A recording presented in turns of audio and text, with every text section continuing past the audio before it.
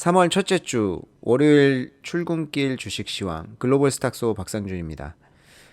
시간이 너무 빨리 가네요. 벌써 3월이에요. 2023년이 시작된 게 엊그제 같은데 벌써 1분기가 끝나가는 마지막 달에 들어갔습니다. 실제로 지난 주말에 날씨가 굉장히 따뜻해가지고 저도 외부 활동 좀 했거든요. 아마 외부로 나가신 분들 좀 많이 있을 것 같아요. 이제 4월 되고 하면은 벚꽃 피고 하니까 이제 봄이 왔다. 뭐 꽃샘추위 몇 번 오겠지만 봄이 곧 왔다라고 볼 수가 있고, 저는 굉장히 좋은 것 같아요. 저는 추운 날씨를 좀 싫어해가지고 이제 저희 벚꽃과 함께 봄이 오듯이 증시에도 좀 꽃이 활짝 폈으면 좋겠습니다. 지난주 3대 지수부터 한번 짚어보고 갈게요. 다우 지수 같은 경우에는 1.52% 올랐고요. S&P 500은 1.9% 올랐습니다. 나스닥 같은 경우에는 2.58% 올랐는데 아마 이제 주 초반에 증시들이 좀 강하게 하락하다 보니까 지난주가 조금 부진했다라고 볼 수도 있지만 후반기에 좀 강했습니다. 그래서 우리가 생각하는 것만큼 지난주에 나쁘지는 않았다. 주요 이슈부터 좀 보면은 경제 지표부터 한번 볼까요? 경제 지표가 중국이 뭐 첫 시작을 끊었는데 PMI 지수가 발표되면서 사실 굉장히 좋았어요. 중국 PMI 지수가 이제 항상 뭐 이슈가 되는 것은 아닌데 지난주가 좀 이슈가 됐거든요. 이제 공식 제조업 PMI가 52.6을 기록을 했습니다. 이게 예상치가 50.5고요. 전월치가 50.1이니까 예상치나 전월 대비해도 많이 올라갔다라는 거 볼 수 있고요. 이게 10년 내 최고치예요. 이게 제조업 PMI 같은 경우에는 50 이상이면 확장 국면이잖아요. 그래서 52.6을 기록을 했고 10년 내 최고치를 경신하면서 이제 중국 증시가 리오프닝 이후로 중국 경제 구간이 이제 회복 구간으로 진입을 했구나라는 것을 저희가 좀 볼 수 있었고요. 1월 달하고 좀 비교를 해보면 1월 달은 아무래도 춘절도 있었고요. 그리고 리오프닝 하면서 이제 그 코로나가 확진자가 확 늘었었죠. 그러면서 이제 사람들이 일터에 많이 못 가고 하다 보니까 생산이 좀 위축됐었어요. 그래가지고 수요, 즉 소비나 투자가 생산보다는 좋았던 그런 1월 달이었고 2월 이번에 PMI 지수 같은 경우에는 드디어 사람들이 다 회복해서 이제 공장에도 나가고 일하러 나가면서 생산이 드디어 수요를 넘어섰구나 요거를 좀 볼 수 있게 된 거고요. 중국 제조업이 드디어 이제 저점에서 반등을 시작했다는 어떤 시작점이 되지 않을까 이렇게 보고 있습니다. 그리고 이제 좀 다른 국가들의 예시로 좀 보면은 리오프닝 한 이후에 3개월 정도가 증시 반등이 제일 셌거든요. 그래서 이제 중국 같은 경우에는 3월 달이 좀 피크일 것으로 예상을 하고 있어요. 그럼 4월부터 하락할 거냐라고 이렇게 좀 볼 수 있는데 4월부터는 그렇기 때문에 정부의 정책이 굉장히 중요하다라는 것을 저희가 예상을 해볼 수가 있겠습니다. 그리고 그 다음 날에 뭐 차이신 종합 PMI나 서비스 PMI도 나왔는데 모두 다 54.2, 55로 예상치를 크게 상회를 했습니다. 그래서 서비스업이나 이런 것도 나쁘지 않구나, 다 이제 좋아지고 있구나라는 걸 좀 볼 수 있겠고요. 그러면 제가 4월 달부터 정부 정책이 중요하다고 말씀드렸잖아요. 그럼 주요 정치 행사가 무엇이 있느냐라는 것을 저희가 좀 지켜봐야 될 것 같은데 우선 지난 주말에 시작을 했던 양회, 요 3월 양회가 좀 중요합니다. 여기서 대규모 신규 부양 정책 이런 거를 지금 예상하는 사람들 많이 있진 않아요. 근데 왜냐하면 지금 아무래도 PMI 지수가 시장 예상치보다 잘 나왔잖아요. 그렇다 보니까 지금 중국 정부에서 야, 이거 뭐 경제가 안 좋은데 지금 어떤 정책을 펴가지고 부양책을 펴야 된다라는 어떤 그 필요성은 조금 줄어들었다. 이렇게 볼 수 있기 때문에 단기적으로는 이제 좀 회복세를 관망할 가능성이 높아졌다. 이렇게 볼 수 있어가지고 양회에서 신규 부양 정책이 대규모로 나오지는 않을 것으로 예상이 되지만 아무래도 올 한 해 이제 뭐 첫 시진핑 3년임의 첫 포문을 여는 거다 보니까 요 양회에서 어떤 그 향후 5년간의 정책이라든지 향후 10년 멀리까지는 볼 수 있는 이런 그 정책들이 나올 거기 때문에 또 중요하게 봐야 될 것 같습니다. 그리고 아무래도 이제 양회 끝나고 3월 중순에 신임 총리 인선이 있을 건데요. 요 신임 총리가 정식 임명된 후에 또 기관들의 정책이 가시적으로 좀 나타날 것 같아가지고 이것도 좀 중요하게 봐야 될 것 같고요. 그리고 4월 말에 정치국 회의가 있습니다. 이게 아무래도 정치국 회의에서 올해 경제 정책을 좀 논의하다 보니까 이게 굉장히 중요하다라고 볼 수 있고요. 그리고 4월 달에 하니까 1분기 끝나고 하잖아요. 그래서 1분기 중국 경제 지표에 따라서 추가적인 정책들이 좀 나올 것으로 예상을 하고 있어서 이제 저희가 상반기에는 이 정도로 좀 중요하게 봐야 될 것 같습니다. 그러면 중국 얘기는 요 정도 하고요. 미국으로 넘어가 볼까요? 미국에서 이제 ISM 제조업 PMI를 발표를 했는데 ISM 제조업 PMI가 47.7을 기록을 했어요. 근데 요게 이제 예상치가 48이었다 보니까 예상치보다 조금 안 나왔고요. 전월치는 47.4였으니까 뭐 전월보다는 좀 잘 나왔는데 이럴 수 있지만 예상보다는 좀 하회를 했습니다. 근데 그날 시장에 영향을 준 건 이게 아니었어요. 목요일이었거든요. 사실은 신규 실업수당 청구 건수가 매주 목요일 날 발표가 돼요. 이게 아무래도 이제 미국 같은 경우에는 주급을 받다 보니까 이제 고용과 해고가 주 단위로 일어나기 때문에 이런 것들이 좀 있는데 이게 문제는 사실 신규 실업수당 청구 건수가 매주마다 이슈가 되지는 않습니다. 근데 저희가 지난주까지 보면은 경제 지표들이 다 잘 나오면서 야 이거 고용이 너무 센데 그래가지고 이거 금리 계속 이어질 것 같다 요 우려 때문에 주가가 좀 많이 영향을 받았잖아요. 그러다 보니까 이 신규 실업 수당 청구 건수가 목요일 날은 좀 중요하게 작용을 했습니다. 그런데 요게 19만 건이 나왔거든요. 그러니까 19만 명이 신규적으로 해고를 당해가지고 실업수당을 청구했다는 얘기예요. 근데 이게 예상치가 19.5만이었고요. 전월치가 19.2만이었어요. 그러면 더 많은 사람들이 해고될 것으로 예상을 했는데 적게 나왔잖아요. 그러다 보니까 야 역시 고용 세네. 이렇게 되면서 지난주 목요일 날 증시를 하락시킨 좀 요인이 있었습니다. 근데 이제 장 초반부에 쭉 밀었거든요. 그래서 야 이거 오늘도 좀 안 좋게 났구나 했는데 후반부에 다행히 좀 연준 위원이 이제 연설을 했는데 거기에서 좀 긍정적인 이야기들이 나오면서 상승으로 반전을 했어요. 아무래도 지지난주 후반부터 해가지고 증시가 좀 밀렸다 보니까 그런 영향이 있지 않았나 싶습니다. 그리고 경제 지표나 이런 것들은 좀 됐고요. 그리고 이제 기업 이슈 몇 가지 좀 지켜보면은 버크셔 해서웨이가 실적 발표를 했죠. 이제 2022년도 한 해 동안 영업이익이 308억 달러 정도 나왔는데 요게 전년 동기 대비해서 12% 상승해가지고 역대 최대치 나왔습니다. 그래서 영업이익은 잘 나왔는데 역시나 이제 투자 손실이 좀 안 나왔죠. 이제 투자 손실이 228억 정도가 발생을 했거든요. 근데 그 전년도 2021년도를 보면은 이게 908억 달러 흑자를 냈었어요. 그러다 보니까 좀 많이 대비되는데 이렇게 해서 좀 볼 수 있지만 투자 손실을 제외한다고 하면은 영업이익은 여전히 308억 달러여 가지고 좀 많이 나왔다. 그리고 이제 그 워렌 버핏께서 말씀하셨듯이 TSMC를 매도를 많이 했잖아요. 그러다 보니까 현금 보유액도 1286억 달러로 많다. 근데 뭐 이런 실적을 떠나서 버크셔 해서웨이 주가는 뭐 괜찮았었으니까 그 이후에도 근데 이 실적을 떠나서 아무래도 이제 사람들은 그 워렌 버핏께서 이제 경제를 어떻게 보는지 주식시장 어떻게 보는지 요거에 대해서 뭐 제일 촉각을 이제 곤두세웠겠죠. 근데 뭐 예상했듯이 미국 경제에 대해서는 여전히 낙관하고 있다라고 이야기하면서 이제 미국 경제 정책이나 이런 거에 반해서 돈을 번 케이스가 거의 없다 뭐 이런 얘기를 했습니다. 그래서 저희가 예상했던 듯이 얘기를 했는데 아무래도 이제 지금 같은 증시에서는 이런 것도 좀 힘이 됐던 것 같아요.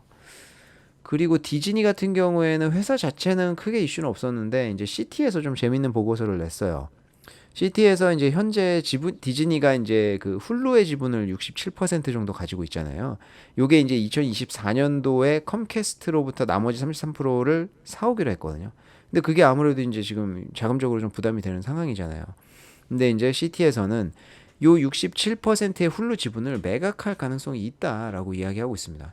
제가 과거에 이제 디즈니 이야기하면서 뭐 이제 지금 단가가 너무 안 나온다. 그 디즈니 플러스 같은 경우에는 이제 그 어떤 돈이 너무 안 된다. 그래서 이제 구독자가 늘면 늘수록 돈을 잃는 구조이다. 이렇게 말씀드린 적이 있었는데 그나마 이제 평균 단가가 가장 많이 나오는 게 훌루의 SVOD였었거든요. 근데 SVOD라는 게 한국에서도 하고 있지만 이제 뭐 건별로 돈을 더 내고 뭐 극장에서 동시 개봉 뭐 이런 것들이잖아요. 근데 이게 가입자 수가 적어요. 그러다 보니까 실질적으로 돈이 좀 안 되는 거였었는데 저도 좀 솔직히 좀 그랬거든요. 야 이거 훌루를 굳이 가져갈 필요가 있나? 뭐 이런 생각은 했었는데 아무래도 이제 뭐 아시아에서는 훌루가 그렇게 큰 영향력이 없다 보니까 제가 못 느끼는 것들도 있고요. 그런 것도 있는데 이제 CT에서는 요거 매각하지 않을까? 근데 좀 그런 것도 있습니다. 디즈니에서는 별말 없는데 아무래도 바바이거가 지금까지 M&A 이런 것도 많이 하다 보니까 야 ESPN 팔 거다 아닐 거다 막 여러 가지 갑론을박이 많이 있어요. 근데 훌루 같은 경우에는 좀 가능성도 있을 것 같아가지고 한번 좀 다뤄보고 싶었어요. 근데 재밌는 것은 훌루가 그 헐크 마블의 헐크랑 그 요번에 그 와칸다 포레버에 나온 네이머 있잖아요, 악당. 요 두 가지의 판권을 가지고 있더라고요. 근데 몰랐었거든요.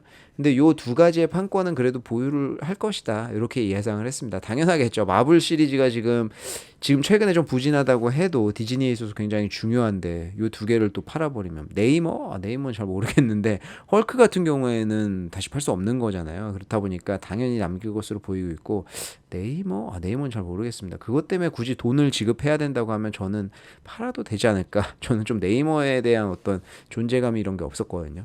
그런 생각이 들었던 이런 재밌는 이야기가 있어서 한번 짚고 넘어갔고, 그리고 혹시 그 포뮬러 원이라는 회사를 이제 아시는 분들도 있을 텐데, 요게 그 F1 그랑프리 이제 그 개최하는 회사인데요. 요 회사가 상장되어 있다는 것을 아시는 분도 계시겠지만 모르는 분도 계실 거예요. 요 포뮬러 원이 미국에 상장이 되어 있습니다. 이게 종목 코드가 FWONK 라는 종목 코드로 상장이 되어 있거든요. 근데 요게 금요일 날 주가 역사상 최고치를 경신을 했어요. 이게 3월 6일 날 이제 바레인에서 2023년 첫 F1 그랑프리를 개최를 하거든요. 근데 JP 모건 같은 경우에는 이게 2022년부터 6년까지 에비타 연평균 성장률이 10에서 15% 정도는 나올 것이다. 이렇게 전망을 하고 있습니다. 10에서 15%니까 사실 굉장히 많은 거거든요. 그럼 이게 에비타 연평균 성장률, 에비타가 뭐가 그렇게 중요해?라고 할 수 있지만 이게 뭐 에비타가 결국에는 뭐 채권이나 뭐 이런 부채 같은 거, 이자 같은 거 다 갚고 줄 거 다 주고 주주들이 이제 나눠 먹을 수 있는 파이예요. 그렇기 때문에 항상 에비타를 강조하는 거거든요. 근데 이제 포뮬러 1 같은 경우에는 주주로서 내가 이제 뭐 배당이든 뭐든 같이 이제 에비타를 나눠 먹을 수 있는 파이가 매년 10에서 15%씩 증가를 한다고 하는 거니까 이게 굉장히 큰 효과가 있는 거죠. 그래서 JP 모건에서는 이 F1이 글로벌 확장성이 굉장히 좋다고 하더라고요. 그래서 글로벌 확장을 좀 할 거고 현금 창출 능력도 좀 있다. 뭐 이렇게 이야기하고 있는데 저는 사실 요게 이제 그 레이싱이나 이런 쪽을 관심이 좀 없었어가지고 모르겠는데 그냥 표가 비쌌다라는 것만 좀 알거든요. 근데 이게 이번에 찾아보니까 바레인에서는 페라리가 제일 많이 우승했대요. 바레인 그랑프리에서는. 그래서 이제 7번 우승했다고 하는데 요번에도 아마 이제 요 자동차 업계나 이런 쪽은 다 주목을 하겠죠. 아무래도 이제 코로나 이후로 이런 대규모 행사들이 점점 커지고 있다 보니까. 그래서 주가가 역사상으로 최고치를 경신을 했다고 해서 좀 재미가 있었어 가지고 준비를 해봤습니다. 그리고 메타 같은 경우에 금요일 날 이제 오랜만에 좀 시원하게 상승했죠. 6.14% 상승으로 마감을 했는데 메타에서 나오는 이제 하이엔드 VR 헤드셋 요 퀘스트 프로가 가격을 굉장히 큰 폭으로 인하를 했다고 해요. 그래서 아무래도 좀 많이 팔릴 것 같기도 하고 최근에 이제 비용 이슈나 이런 것들 좀 있었다 보니까 그런 거가 좀 맞물렸던 것 같고 그리고 이제 AI가 요새 이제 챗GPT 관련돼 가지고 난리도 아니잖아요. 근데 사실 메타가 여기에서 좀 빠질 수가 없죠. 그동안 이제 준비해왔던 것도 있고 하다 보니까 메타가 AI를 접목을 해가지고 어떻게 발전시킬 것인가 요거에 대한 관심이 최근에 부각이 좀 많이 됐습니다. 그러면서 지난주 뭐 좀 주가 흐름이 괜찮았던 것 같아요. 사실 실적 발표하고 주가 흐름이 좀 부진했었는데 지금 다시 올라오고 있는 것 같습니다. 그리고 코스트코가 실적 발표를 했는데 이게 예상치를 좀 하회를 했어요. 그래서 금요일날 2% 하락대로 마감을 했고 이게 제가 기억하기로 올해로 봤을 때 한 1%대인가 하여튼 좀 부진했습니다. 근데 제가 코스트코를 좀 이야기하고 싶었던 게 이게 2022년도 말에 2023년도 유망 주식 이야기를 하면서 코스트코를 이야기한 기관들이 굉장히 많았어요. 왜냐하면 이제 2023년도에 대한 그 당시 예상이 다 경기 침체, 경기 방어주가 좋을 것이다 뭐 이렇게 예상을 했었습니다. 근데 정말 무슨 비웃듯이 1월이 딱 되자마자 기술주들 그동안 이제 각광받지 못했던 기술주들이 막 올라가기 시작을 했었잖아요. 그러면서 코스트코 주가도 그렇게 좋지는 않았는데 요번에 실적까지도 안 나와버리면서 좀 직격탄을 맞은 것 같아요. 그래서 지금 코스트코가 올해 경기 침체 이런 거를 떠나서 어떻게 될지 한번 좀 지켜봐야 될 것 같습니다. 그리고 지난주에 제가 느끼기로는 이제 하스타가 뭐 제일 이제 각광을 받았던 퍼스트 솔라가 아닌가 싶은데 요거는 이제 미국의 태양광 업체잖아요. 실적이 예상치를 상회해서 잘 나왔어요. 그리고 이제 지난주 금요일에조차도 좀 올랐는데 그거는 UBS에서 투자 의견을 비중 확대로 상향 조정을 했습니다. 요게 그거를 좀 보셔야 하는데 외국계에서 이제 그 투자 의견 같은 거 낼 때 비중 확대가 있고 매수가 있잖아요. 둘이 완전히 똑같다고 보시면 안 돼요. 왜냐하면 매수 같은 경우에는 절대평가고요. 얘는 팔어 보유해 요거고요. 비중 확대 같은 경우에는 상대평가예요. 그래서 이 섹터 자체에도 비중 확대를 하면은 다른 섹터보다는 낫다. 근데 매수는 아닐 수도 있다라는 거예요. 근데 만약에 태양광 섹터가 좋게 본다. 근데 그 중에서 퍼스트 솔라는 비중 확대다라고 하면은 요거는 매수랑 비슷하지만 완전히 그냥 절대적으로 매수라는 아니라는 거예요. 상대적으로 다른 거랑 비교했을 때 좋다라는 것입니다. 그래서 조금 미묘하지만 다른 어떤 그런 차이가 좀 있어요. 이 퍼스트 솔라가 미국에서 이제 제일 크게 하는 태양광 업체죠. 그래서 이제 인플레이션 방지법이 이제 미국 내에서 생산하는 신에너지 쪽에 다 지원이 가잖아요. 그래서 퍼스트 솔라가 최대 수혜가 될 것으로 UBS는 보고 있고요. 사실 이건 UBS뿐만이 아니라 많은 기업들이 이미 예상을 했었습니다. 그래서 작년에 이제 하반기부터 해서 퍼스트 솔라가 작년에만 한 80% 정도 상승으로 마감했거든요. 근데 올해 초에는 조금 부진했었는데 이번에 실적 발표하면서 턴어라운드가 좀 될 것으로 예상을 하고 있습니다. 근데 이제 제가 개인적으로 조금 궁금한 것은 태양광 쪽은 중국이 아무래도 독점을 하고 있는 시장이에요. 뭐 치킨 게임 같은 거 다 기억하실 거예요. 예전에 가격 치킨 게임 하면서 많은 경쟁자들이 죽었는데 그러면서 중국 기업들이 거의 꽉 잡고 있죠. 그래서 퍼스트 솔라 같은 경우에는 사실 그 글로벌 스탠다드라는 게 있잖아요. 그래서 중국이 독점을 하면서 어떤 기술적인 면이나 이런 것들을 글로벌 스탠다드를 뭐 아름아름 거의 해놓은 것들이 좀 있는데 지금까지는 뭐 간단하게만 이야기를 하면은 태양광이 P형하고 N형이 있어요. 요거는 뭐 웨이퍼를 만들어 가지고 모듈을 만드는 소재가 애초에 좀 다르거든요. 근데 지금까지는 P형이 대세였습니다. 왜냐하면 N형 같은 경우에는 가성비가 좀 안 좋았거든요. 비쌌다는 얘기죠. 그러니까 P형이 뭐 가성비가 제일 좋았어요. 효율 대비 가격도 싸고. 그래서 요걸 만들었었는데 N형이 가성비가 좋아졌고요. P형 같은 경우에는 이게 지금 태양광 쪽은 효율이 그러니까 태양빛을 받아가지고 요거를 소화해가지고 저장해서 쓰는 데까지 효율이 한 23%요 정도 나오거든요. 그러니까 100% 태양 받으면 그중에 100을 받으면 23 정도밖에 못 쓴다는 얘기예요. 이게 P형 같은 경우에는 이론적으로 이 효율이 한계에 달했어요. 그러니까 N형으로 어쩔 수 없이 넘어가야 되거든요. 지금 차세대로 넘어가는 와중에 있단 말이에요. 태양광 쪽은. 그래서 중국 기업들은 이미 준비를 해가지고 N형으로 이제 차세대, 뭐 N형의 탑콘이라든지 뭐 갖고 있는 HJT라든지 이런 기술을 보유하고 있는 회사들이 많은데 퍼스트 솔라는 조금 거기에는 뒤진단 말이죠. 그래서 저는 사실 작년에 이거 차세대 쪽에서도 퍼스트 솔라가 할 수 있는 거 맞아? 라고 생각을 했었는데 요즘 들어서 좀 무슨 생각이 드냐면요. 미국이 아무래도 글로벌 스탠다드를 많이 갖고 있잖아요. 그리고 시장 자체도 크고 이제 본인들이 수출이나 이런 거 할 수 있는 시장 자체도 있고 하다 보니까 이게 퍼스트 솔라 같은 경우에 확 밀어줘서 N형이 아니고 이제 본인들의 어떤 독자적인 것들을 좀 만들지 않을까? 뭐 이런 생각도 좀 들기는 하거든요. 그래서 그런 것들이 지금 앞으로 돌아가는 것도 좀 재밌을 것 같아요. 그리고 아까 앞에서 양회나 이런 것들 중국의 양회나 이런 것들 말씀드렸었는데 아마 요번에 분명히 신에너지에 대한 지원책이라든지 어떤 정책들은 분명히 있을 거예요. 그래서 지금 신에너지 쪽에서는 뭐 2차 전지도 있고 여러 가지가 있지만 요 풍력, 에너지 쪽이죠. 풍력이라든지 수력이라든지 이제 그 태양광 요쪽은 사실 태양광이 가성비가 제일 좋아요. 그래서 태양광 쪽이 지금 집중받는 거거든요. 그래서 지금 중국도 아마 인플레이션 방지법 관련돼 가지고 본인들도 뭔가 이제 섹터를 밀어줄 수 있는 그런 정책들이 좀 나오지 않을까 이런 생각도 좀 해보거든요. 그래서 태양광은 이러나 저러나 앞으로도 계속 좋을 것 같습니다. 그래서 지금 좀 지켜봐야 될 것 같대요. 뭐 변동성이 좀 있다고 하더라도 향후에 10년 정도의 메가 트렌드라고 보면은 앞으로 좀 괜찮을 것 같습니다. 그래서 퍼스트 솔라가 요번에 좀 턴어라운드를 맞았다 이런 것들을 좀 이야기하고 싶어서 이야기를 해봤고요. 또 이제 지난주에 제가 이제 지난주에 말말말 해가지고 이제 뭐 이런 얘기들을 좀 했었다 뭐 이런 얘기 하는데 지난주에는 뭐 그런 발언을 했다기보다는 일론 머스크의 입에 집중이 좀 됐었다. 그래가지고 이제 일론 머스크를 뽑아왔습니다. 일론 머스크가 이런 말 했어요. 지구는 지속 가능한 에너지 경제로 전환될 수 있고 당신의 생애에 전환이 될 것이다. 내가 전환되게 만들 것이다. 이런 것이죠. 그래서 이게 언제 얘기했냐? 다들 아시겠습니다만은 이제 수요일 날 진행했던 인베스터 데이입니다. 근데 요번에 인베스터 데이가 굉장히 실망스러웠겠죠. 누군가한테는 실망스러웠을 것이고 누군가한테는 괜찮았을 것이에요. 근데 이제 요게 시장에서 이목이 집중됐었던 이유는 마스터 플랜 3가 이제 요번에 이제 그 공개가 됐기 때문인데요. 요번 인베스터 데이는 그 산무 인베스터 데이다. 이게 세 가지가 없었던 인베스터 데이다. 이렇게 좀 이야기를 하고 싶은데 신규 제품 공개가 없었고요. 그리고 실적 목표치를 제시하지 않았어요. 그리고 뭐 서프라이즈 이런 게 없었죠.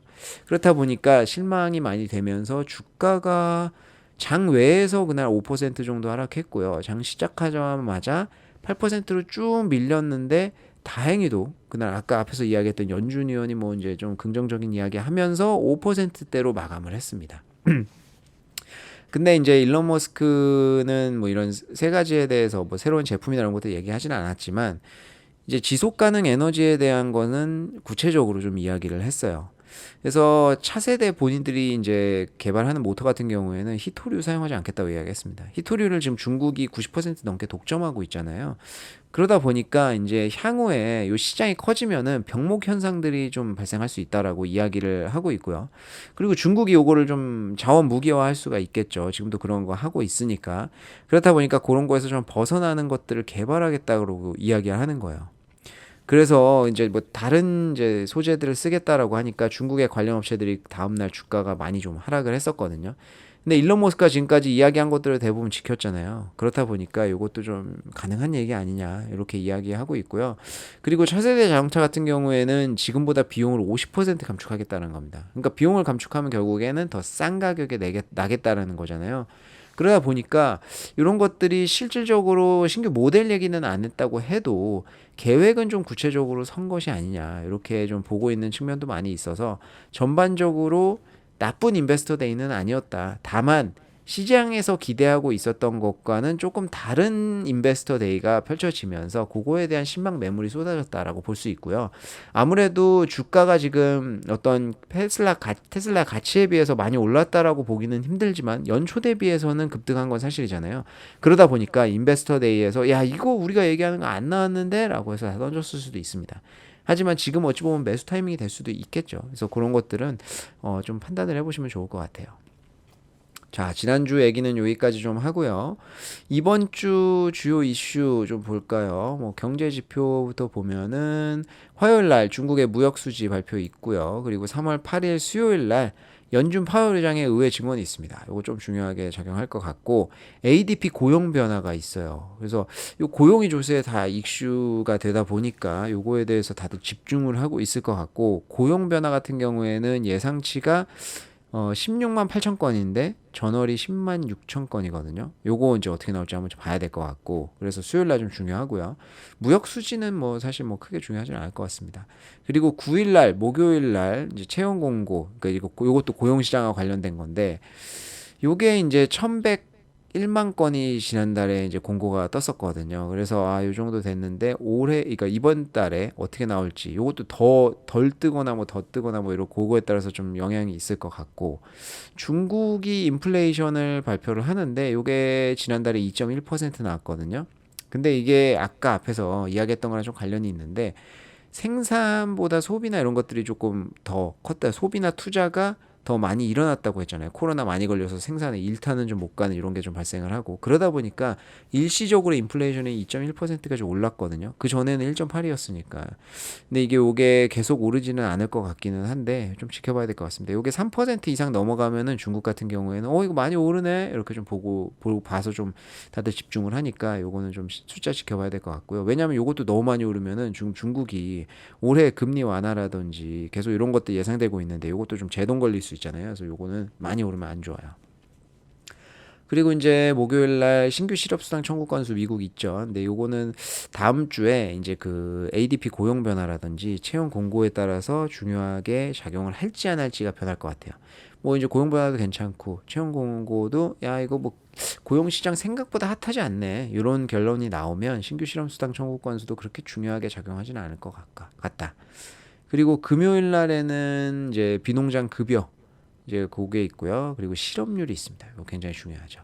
예상치가 3.5% 예상을 하고 있거든요. 그래서 전월치는 3.4%였으니까 한번 지켜봐야 될 것 같습니다. 그래서 다음 주 이번 주죠. 이번 주 같은 경우에는 수목금 주 후반부로 가면은 좀 중요한 경제 지표들이 있다. 그래서 좀 지켜봐야 될 것 같다. 그리고 경제 이슈 같은 경우에는 지금 중국이 좀 중요한 이슈가 있죠. 아까 앞에서 말씀드렸던 양회인데 이게 아무래도 토요일 날 개최가 됐습니다. 그래서 지금 계속 중간중간에 정책이라든지 이런 것들이 좀 발표가 될 예정인데 이게 시진핑 3기를 여는 굉장히 중요한 정치 행사다 보니까 다들 주목을 좀 하고 있고요. 성장률 목표치에 대해서 지금 다들 예상을 많이 하고 있습니다. 지금 저희 초상증권에서는 5.5% 정도 예상을 했는데 올해 이제 GDP 성장률이죠. 지금 5에서 5.5% 정도 나올 것으로 예상을 하고 있어요.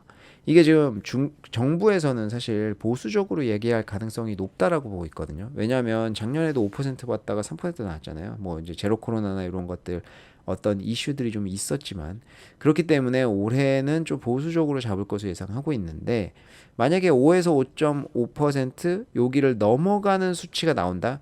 야, 우리는 GDP 올해 6.6%할 것 같은데 이러면은 서프라이즈입니다. 그러면 조금 이제 증시가 좋을 것으로 보고 있고요. 그리고 신임 총리 같은 경우에는 지금 리창 상무위원이 얘기가 되고 있어요. 근데 이게 리창 상무위원 같은 경우에는 친기업적 행보를 많이 보였거든요. 이게 상하이 당석이 상하이에서 당서기를 맡던 이 시절에 테슬라 기가팩토리 하시잖아요. 이 기가팩토리를 이 리창 상무위원이 유치를 했습니다. 그렇기 때문에 굉장히 이분은 친시장적이다 이렇게 좀 평가를 받고 있어가지고 요번에 사실 지금 경제가 제일 중요하잖아요. 그래서 민간 투자 유치라든지 뭐 친경제적인 친기업적인 요런 어떤 이제 횡보로 보이지 않을까 이런 기대감들이 좀 존재하는 것들이 사실이에요. 근데 지금 다들 뭐 시각이 그렇죠. 야, 저분은 뭐, 야, 기가팩토리도 유치를 했고, 야, 이거 앞으로 중국 이제 중국 신임 총리가 되니까 중국 경제 좀 친기업적인 행보 보이는 거 아니야? 뭐 이렇게 볼 수 있지만 또 이제 상대적으로는 다른 쪽에서는 야, 장난쳐? 이게 시진핑이 다 지금 다 자기 손 안에 놓고 지금 해야 되는데 무슨 친기업적이야. 네가 원하는 대로 되는 게 아니라 우리 시진핑 주석이 원하는 대로 해야 되는 거야. 뭐 이런 움직임도 좀 있습니다. 그래서 아무래도 좀 틀에 갇혀가지고 이렇게 좀 하지 않을까 이렇게 보는 시각도 있거든요. 그래서 요 분이 되는 거는 거의 확실시 됐는데 한번 좀 지켜봐야 될 것 같기는 해요. 그리고 이제 재정 정책 같은 경우에는 사실 뭐 섹터별로 뭐 돈이 어디로 가느냐. 아까 말씀드렸듯이 대규모 부양 정책이나 이런 것들은 조금 가능성이 희박하다고 보는데 아무래도 섹터별로 뭐 요 섹터가 우리는 앞으로 좀 밀 겁니다. 이런 얘기 하면은 그쪽으로 좀 돈이 많이 가고 지원 방향이 좀 많이 갈 것으로 보이기 때문에 그런 것들을 파악하기에 좀 좋거든요. 그래서 그것도 이제 그런 관전 포인트가 될 것 같아요.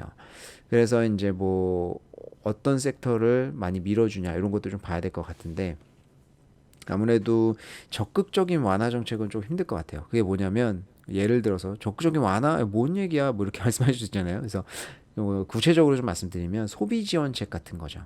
제가 그 지난 주말에 그 뭐 해외 나갈 일이 곧 있어가지고 면세점 갔다 왔거든요. 근데 한 60 몇만 원 정도 쓴 거니까 달러로 490달러 정도가 됐었거든요. 그랬더니 이것저것 다 줘가지고 13만 원을 주더라고요. 그거는 앞으로 제가 또 쓸 수 있는 거거든요. 사실 제가 과거에도 면세점 많이 다녀왔지만 이렇게까지 돈을 많이 지원을 많이 해줬나 싶어요. 그런 것들이 13만 원 받으면 제가 또 쓸 거 아니에요. 그래서 이런 지원책들이 결국에는 간접적으로 소비를 촉진시키는 효과가 있다라는 걸 제가 좀 깨달았는데 중국에서는 이거 직접적으로 좀 많이 했었죠. 근데 지금 PMI라든지 이런 경제지표 좀 잘 나오다 보니까 단기적으로 소비 지원책 같은 직접적인 이제 그 어떤 주사는 주지 않을 것 같다 이렇게 좀 볼 수 있을 것 같고 금리 정책 같은 경우에는 동일할 것 같아요. 근데 아무래도 이제 주택 시장이 요새 조금 좋잖아요.